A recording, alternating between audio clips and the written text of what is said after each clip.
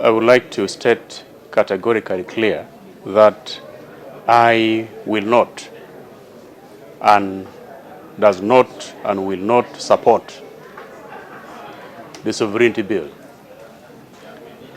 It is very absurd that we have heard of scenarios whereby the committee chairpersons for the two committees, the defense and legal,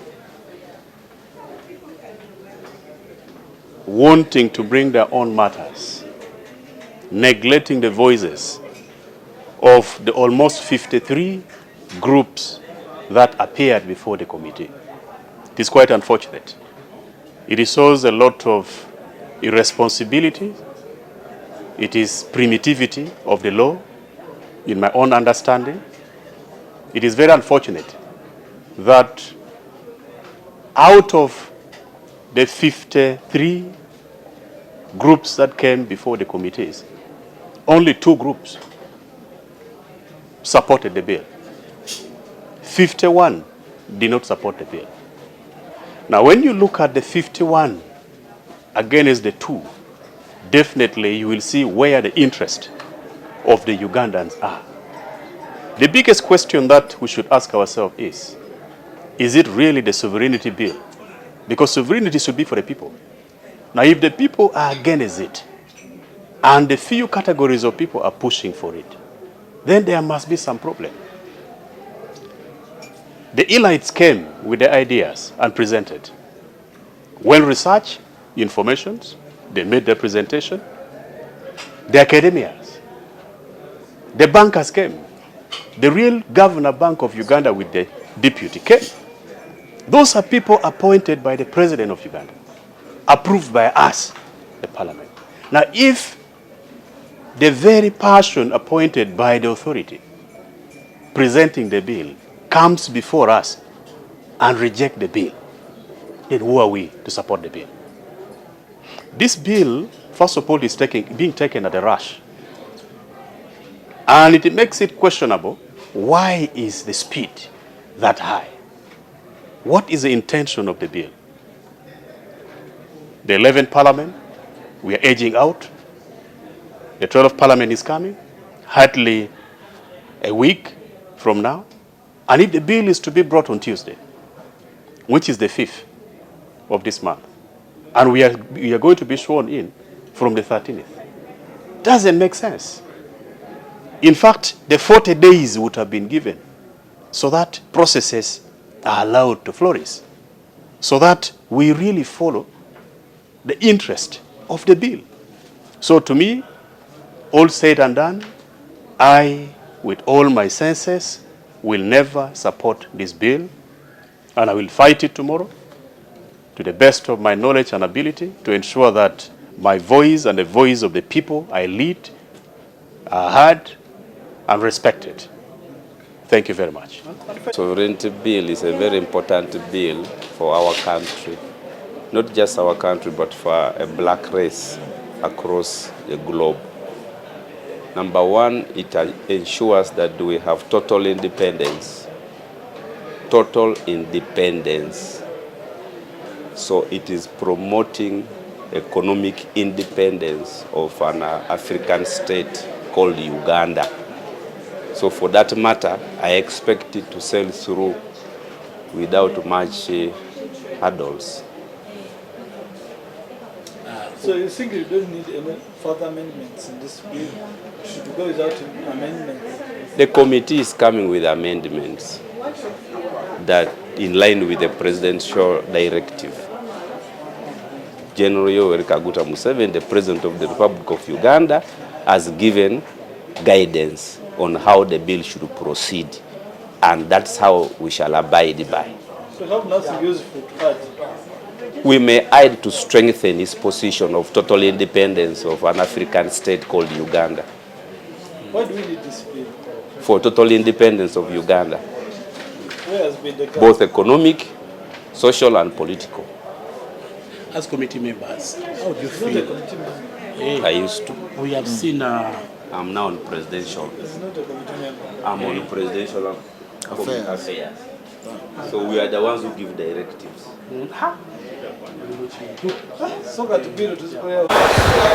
My name is Karim Masaba, the Member of Parliament representing Industrial Division Mbale City, and I've had the honor and privilege of looking at this sovereignty bill that was brought before us as Members of Parliament, and in my analysis, the bill as is currently, as it stands now, it's not going to do any good to our people. It's going to cause more harm than good. Of course, we've had several engagements with various stakeholders. We've seen various entities, NGOs, religious organizations. They have come before us, including the Bank of Uganda, the World Bank. They have given their opinion. And when you look at their views, most of them are against this bill. They are against several clauses in this bill because many of these clauses are going to harm our economy as a country, which we shouldn't be looking at.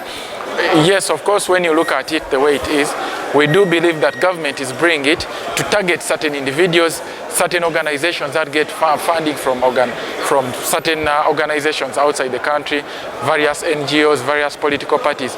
But this is bad because you might be targeting one individual, you might be targeting a certain entity, and in the end, you will affect each and everyone in the economy, because in one way or another, we believe that this bill could reduce on the funding that is coming into the country, and we will all lose out as a country because we get a lot of money through donors, money that is used for to cater for our medical facilities, money that is used in our health, in our education, in our daily well-being. So I believe perhaps the president could have had a different view, but the bill as it stands, it's not going to help our people. And we've had what is happening in Munyonyo. We've heard that our colleagues have even gotten into a fight because of someone proposing these amendments to be adopted as had been presented by the Attorney General, which is completely wrong.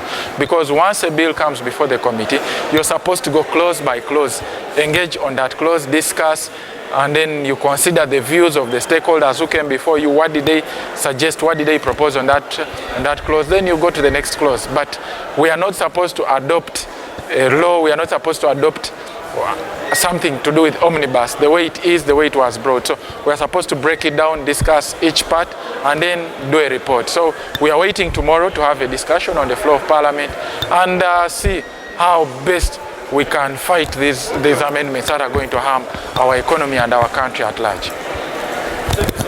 Tomorrow, I think, will be a very defining moment for the 11th Parliament, because this particular bill has attracted a lot of interest from the public. And both private and government entities expressed a lot of skepticism about the bill. If you look at the presentation from Bank of Uganda, you look at the memorandum from Makerere University and so on, it seems the government institutions as well will be hit very hard if the bill is passed in its current form.